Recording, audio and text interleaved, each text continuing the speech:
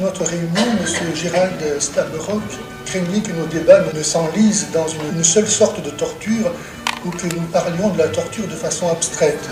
C'est pour moi un encouragement à prendre la parole au nom de tous ceux dont le sort n'intéresse personne parce qu'ils sont trop petits et faibles, et à poser la question suivante. Comment les États participants peuvent-ils prétendre protéger les droits de l'homme, lutter contre le terrorisme, interdire la torture, vouloir abolir la peine de mort et en même temps, par un véritable terrorisme d'État, dénier le droit de certains enfants à naître, les torturant à mort par l'avortement. Je prends un exemple. En 2001, la France a voté un allongement du délai légal d'avortement, le faisant passer de 10 à 12 semaines.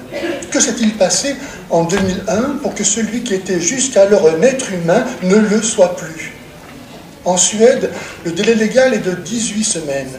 En Grande-Bretagne, de 24 semaines. Autrement dit, celui qui en France est un être humain, en Suède ou en Grande-Bretagne ne l'est plus. Cela ne choque-t-il personne? Les droits humains ne sont-ils pas universels?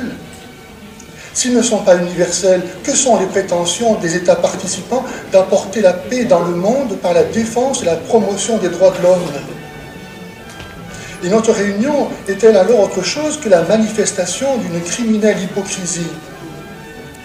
Comment la paix des sociétés pourrait-elle être favorisée si chacun ne voit pas son existence reconnue d'une valeur transcendante? Nous dépensons des fortunes pour promouvoir jusque dans les collèges la contraception et ainsi la débauche, et puis nous nous étonnons de constater l'accroissement du nombre d'avortements, les dépressions, la délinquance, les suicides. Recommandation. L'association Salut et Miséricorde demande à l'OSCE d'inviter les États participants à développer des programmes d'aide concrète pour les femmes enceintes en difficulté et des programmes d'enseignement sur le respect de soi et d'autrui, sur la signification du corps humain et le sens de l'amour, comme cela a été si bien mis en valeur par le pape Jean-Paul II. Je vous remercie.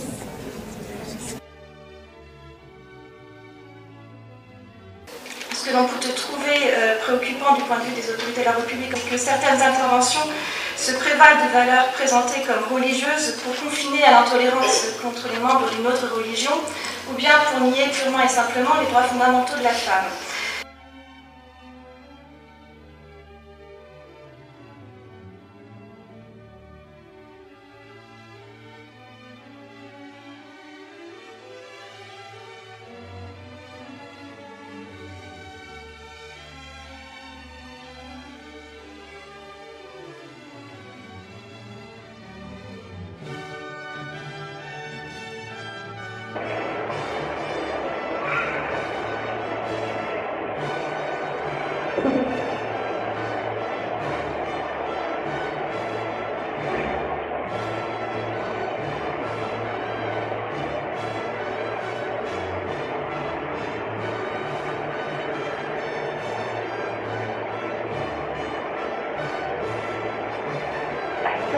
حاضر ولا